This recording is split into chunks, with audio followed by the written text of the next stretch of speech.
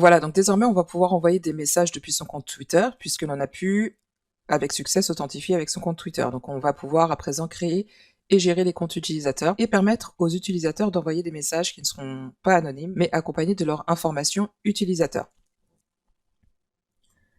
Alors de retour maintenant dans l'application, donc au niveau du formulaire, donc c'est à ce niveau-là que l'on avait mis en place, voilà, donc toute cette partie-là qui est d'envoyer un tweet. Ben, désormais, on va aussi accéder aux informations de Use FireAuth Context, donc c'est déjà fait, on a Current User, voilà, donc c'est un bon départ, et on aurait juste besoin de Display Name en fait.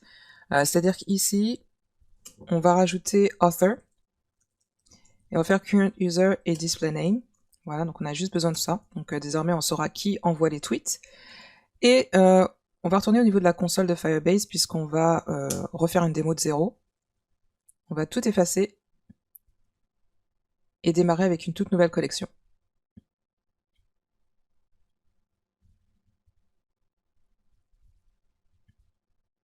Voilà, supprimer la collection, et donc là, et on va aussi effacer donc tout ce qui était dans storage. Voilà, on va faire d'autres démos avec d'autres images, d'autres vidéos, etc. Et ici, on va séparer par une virgule. On va faire quelques changements avant d'aller plus loin, donc c'est-à-dire que ce sera au niveau de liste, où désormais on pourra faire apparaître aussi l'auteur des tweets. Donc désormais, au lieu d'avoir juste ici author, de façon générique, on va faire tweet author. Voilà, parce que désormais on aura cette info qui sera disponible. Voilà, donc on change tout ça. Voilà, donc on change ça, on met à jour, on retourne dans notre page. Voilà, donc tout est voilà, vierge. Donc on est déjà connecté. On va rajouter new tweet, mais alors sans image. Je vais juste mettre un tweet, je vais juste vérifier que ça fonctionne. Alors par contre ici, je vais vérifier, donc je pense que c'est au niveau de la validation où je dois avoir quelque chose en trop. Is valid, input content, ah oui, autant pour moi, puisque là maintenant, désormais, alors au niveau, voilà, donc par inadvertance, donc vous devriez l'avoir avec une barre en fait. Une barre ici, mais par inadvertance, j'avais laissé is valid, or c'est le contraire. Donc pour permettre que ce soit valide, on fait le contraire. C'est-à-dire que disabled, ça retourne true. Si c'est true, ce sera désactivé, or là, il s'agit de retourner la valeur contraire de is valid. Si c'est valide, on veut indiquer au contraire que disabled est false. Voilà, donc ça c'était l'erreur au niveau du code source. Maintenant, donc je vais pouvoir envoyer mon tweet avec mes informations. Voilà, new tweet. On va vérifier dans la console puisqu'on dirait que l'information qui concerne author ne passe pas. Author, ah, on avait indiqué user. Oui, c'est vrai qu'on ne l'a pas mis à jour par contre. Autant pour moi, on ne l'a pas mis à jour du côté des handlers. Donc ça, on va le mettre à jour. On va plutôt remplacer avec author. Peut-être, voilà. On va voir. Donc c'est au niveau des handlers de Firestore.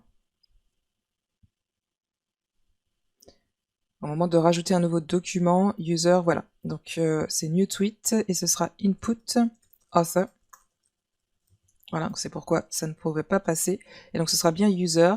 On va plutôt mettre author.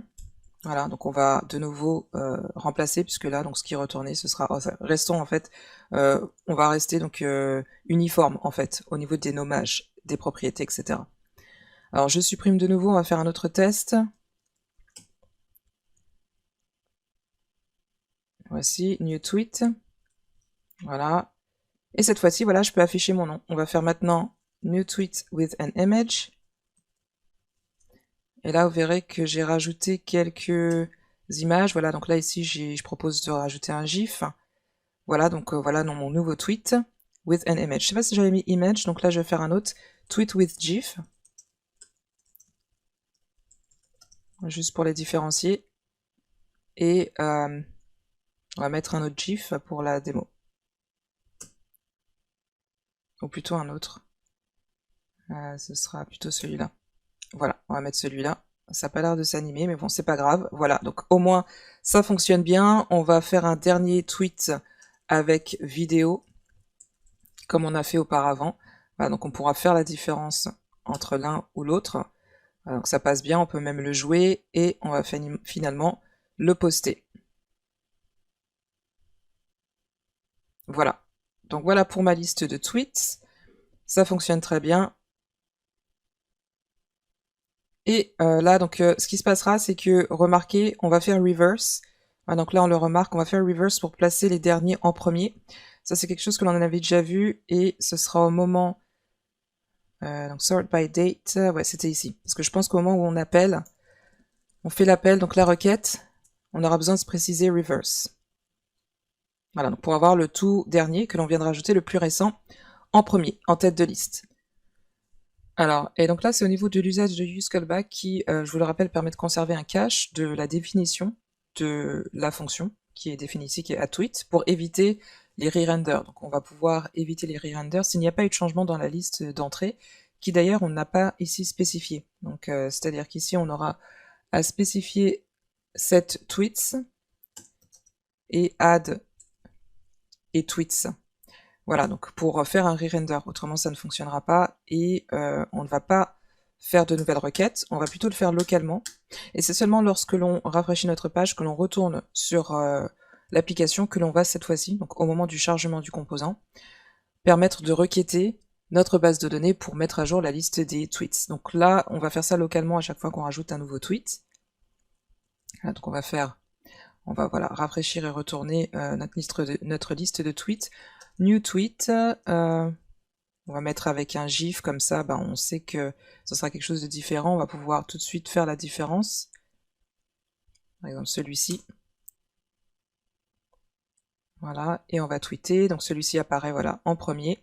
Ça prend un petit peu de temps, on dirait, pour apparaître avec le GIF. Peut-être qu'avec les GIFs, par contre, ouais non, ça fonctionne bien avec les autres. Voilà, ça a pris un petit peu de temps, voilà, c'est au niveau du navigateur. Donc voilà, il s'est placé en premier, et lorsque je rafraîchis, bien sûr, donc le dernier tweet sera affiché en premier. Le plus récent sera placé en premier. Voilà pour cette partie qui était donc de permettre d'envoyer des tweets avec son compte Twitter. On va voir dans une autre partie comment gérer, créer et gérer des comptes avec Google. Voilà, donc ce sera dans une autre partie. Avant de faire ça, donc on va voir comment modifier les règles de sécurité de la base de données pour permettre d'écrire vers la base de données uniquement pour un utilisateur connecté. Donc on va mettre ça en place du côté de la console, et on va aussi permettre d'afficher les tweets qui appartiennent à son auteur. On aura un tab ici. Je vais vous montrer, c'est ici. Voilà, donc ici, on ne s'est pas encore occupé de cette partie, on va pouvoir alterner l'affichage pour afficher la liste complète des tweets et afficher uniquement les tweets qui nous appartiennent, c'est-à-dire filtrer les résultats qui correspondent aux tweets de l'utilisateur connecté.